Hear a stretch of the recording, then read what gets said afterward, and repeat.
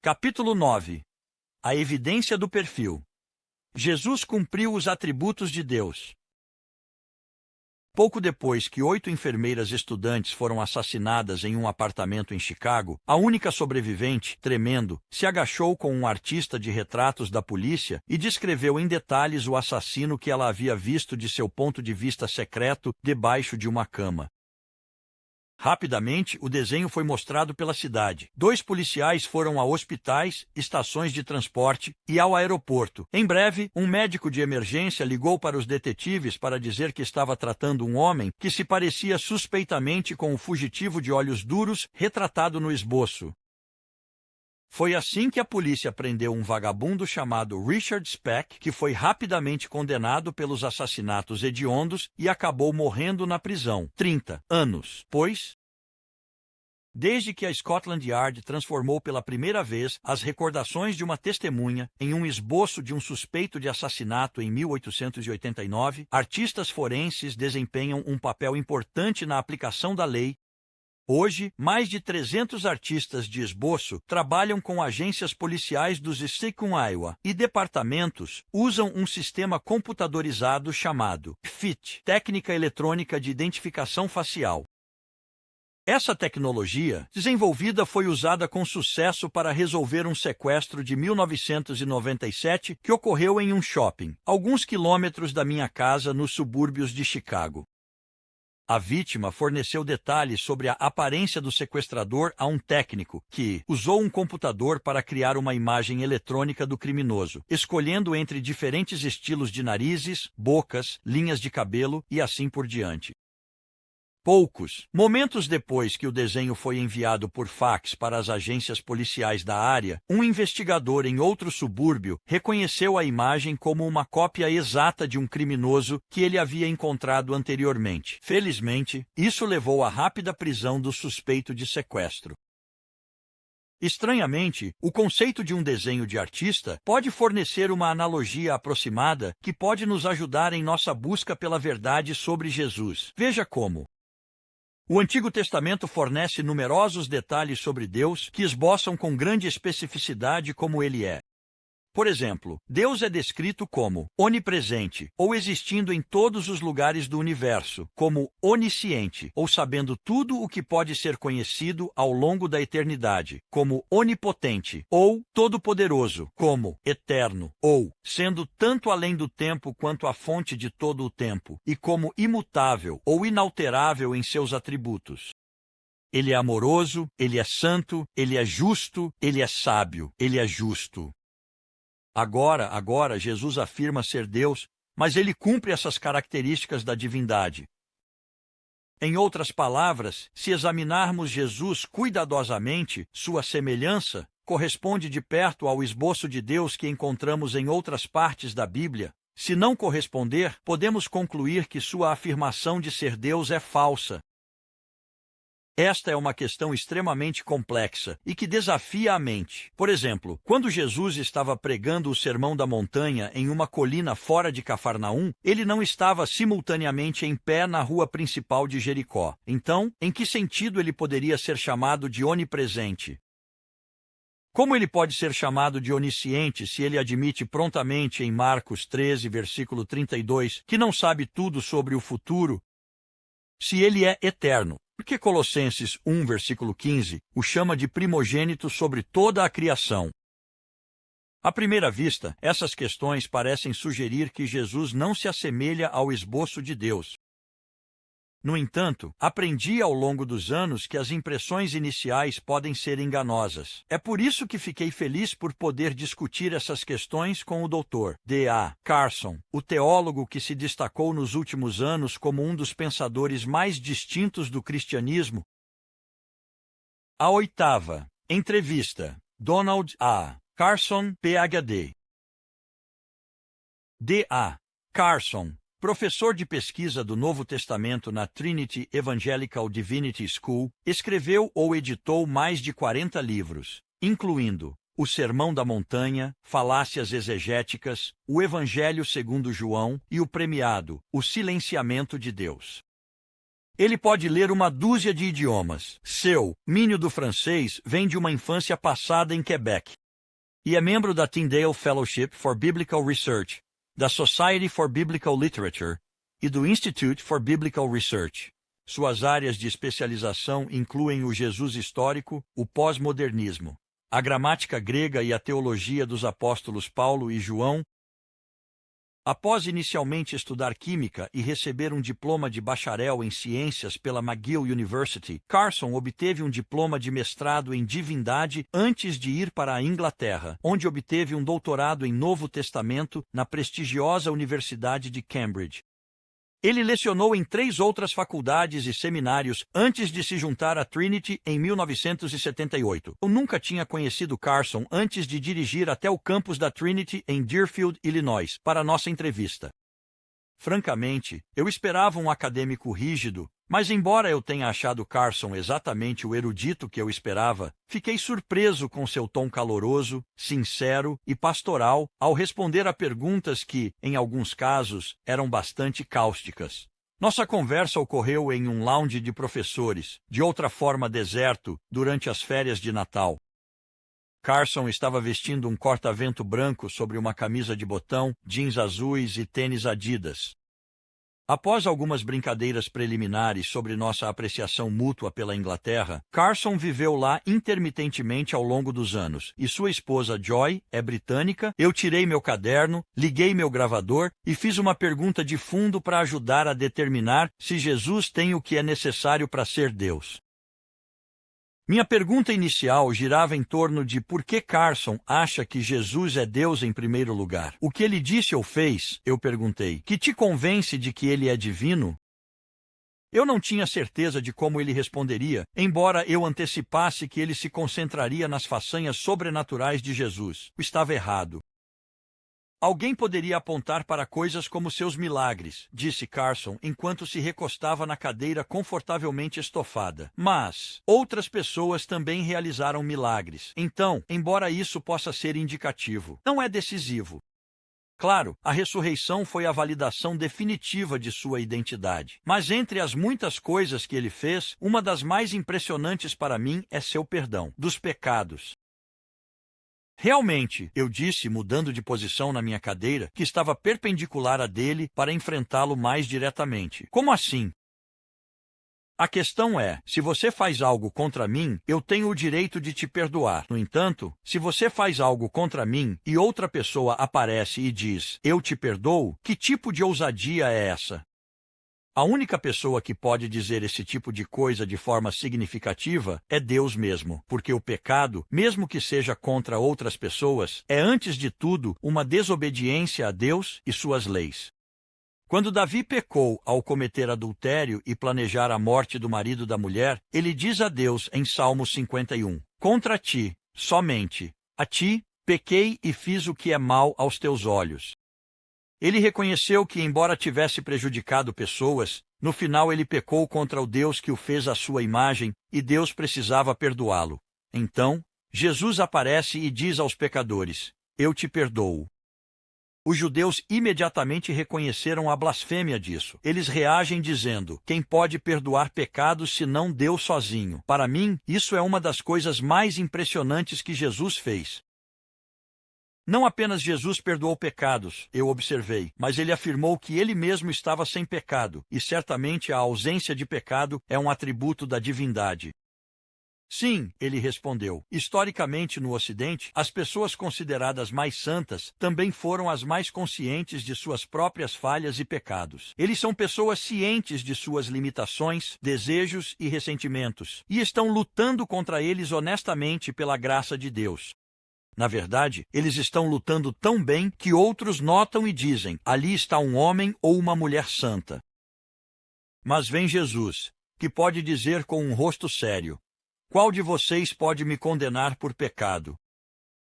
Se eu dissesse isso, minha esposa e filhos e todos que me conhecem ficariam felizes em se levantar e testemunhar, enquanto ninguém poderia em relação a Cristo. Embora perfeição moral e o perdão do pecado sejam, sem dúvida, características da divindade, há vários atributos adicionais que Jesus deve cumprir se quiser corresponder ao esboço de Deus Era hora de avançar para isso. Depois de ter começado lançando perguntas fáceis para Carson, preparei-me para lançar algumas perguntas difíceis. Usando algumas anotações que eu havia trazido, ataquei Carson em rápida sucessão com alguns dos maiores obstáculos à reivindicação de divindade de Jesus. Dr. Carson, como poderia Jesus ser onipresente, se ele não pudesse estar em dois lugares ao mesmo tempo? Perguntei. Como poderia ser onisciente quando diz que nem mesmo o Filho do Homem sabe a hora de sua volta?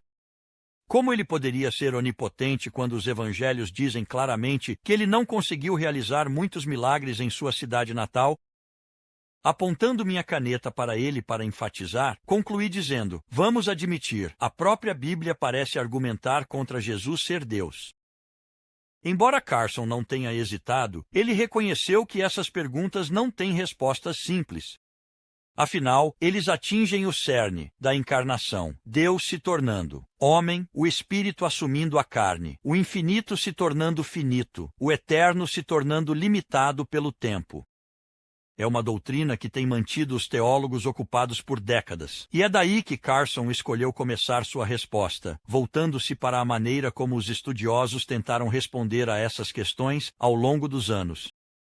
Historicamente, houve 2 ou 3 abordagens para isso. Ele começou, soando um pouco como se estivesse começando uma aula.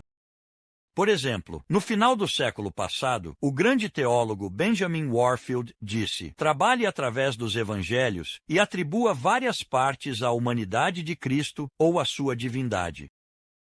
Quando Jesus faz algo que reflete seu ser Deus, isso é atribuído à divindade de Cristo. Quando há algo que reflete suas limitações ou finitude ou sua humanidade, por exemplo, suas lágrimas, Deus chora. Isso é atribuído à sua humanidade. Essa explicação estava cheia de problemas. Parecia-me, se você fizer isso, não acabaria com um Jesus esquizofrênico. Eu perguntei. É fácil cair nisso involuntariamente, ele respondeu. Todas as declarações confessionais insistiram que tanto a humanidade de Jesus quanto sua divindade permanecem distintas, mas se combinam em uma só pessoa. Então você quer evitar uma solução em que há essencialmente 2 mentes, uma espécie de mente humana de Jesus e uma mente celestial de Cristo. No entanto, esta é um tipo de solução, e pode haver algo nisso.